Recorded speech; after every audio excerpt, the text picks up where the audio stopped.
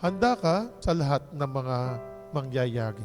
Hindi lamang po sa palibot mo, maging sa iyong ginagawa sa loob ng misa o sa loob po ng simbahan.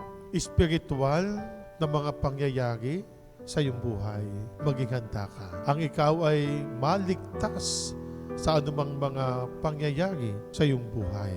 At kapag ay nasa labas naman ng simbahan at ikay nasa palibot-libot lamang diyan, ikaw ay nasa pasyalan, anumang mangyari, mabuti man o masama, maging handa. Mahirap naman yung sabihin lagi po na laging mabuti ang mangyayari sa iyo, pero ang bumubungad ay masasama. Kaya maging handa ka sa pagdating ng mabuti at ng masama.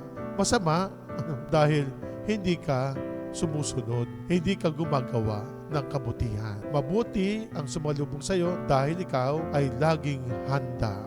Pinapaalalahanan tayo, hindi lamang po sa ating ebanghelyo, sa lahat ng mga pagbasa, lagi tayong pinapaalalahanan ng ating Panginoong Diyos. Maging handa po tayo lagi. At tulong at awa ng ating Panginoong Diyos, akala po natin ang katawan lamang po ang may karamdaman. Hindi po. Ang kaluluwa ay meron din pong sakit, may karamdaman. Hindi lamang po sa pagpapahid ng Santo Olyo, kundi sa prawag ng pagbabalik loob sa ating Panginoon Diyos.